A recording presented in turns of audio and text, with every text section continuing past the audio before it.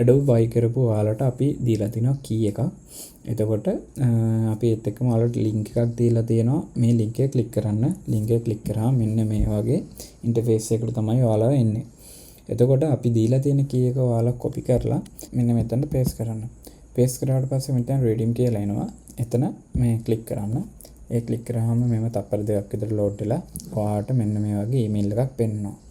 එතකොට ඔයා කරන්න ඕනේ මේ විදිහට පෙන්නුවොත් එහෙම ඒ කියන්නේ මෙන්න මෙතන email එකයි මෙතන password එකක් පෙන්වුවේ නැතුනොත් එහෙම මේ ඔයා කරන්න ඕනේ මෙන්න මෙතන email එක copy කරගෙන ගිහිල්ලා ඔයා යන්න adobe.com එකට adobe.com එකට ගිහිල්ලා මෙතන sign in යන්න.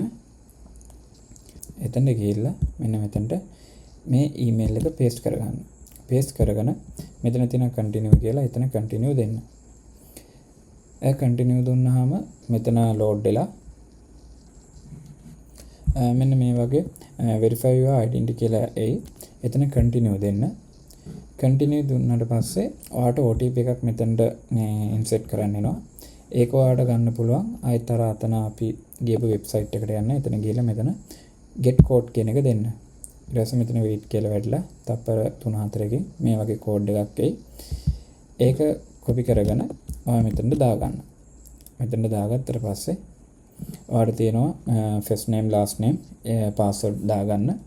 ඔයා ඉස්සෙල්ලාම ඔයාලට කැමති නමක් දාගන්න. නිපුන් සංජය කියලා දාගන්න. ඊට පස්සේ ඔයාලට කැමති password එකක් මෙහෙම දාගන්න. ඒ password එක දාගෙන ඔයාලට කැමති birthday එකක් දාගන්න. ඒක කිසි issue එකක් නැහැ. ඊට පස්සේ මෙතන complete account දෙන්න. complete account දුන්නාට පස්සේ ඔයාලගේ account එක active වෙලා තියෙන්නේ.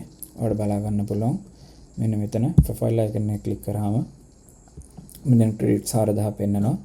ඒ වගේම තමයි apps වලට ගියාම මේ ඔක්කොම unlock වෙලා තියෙන්නේ. මේ විදිහට තමයි ඔයාලට account එක setup කරගන්න තියෙන්නේ. ඊට පස්සේ ඔයාලට තියෙන්නේ ඔයාලගේ Creative Cloud එකේ ඔයා මෙතන අපි දීලා තියෙන email එකයි ඔයා දාපු password එක ගහලා log වෙන්න.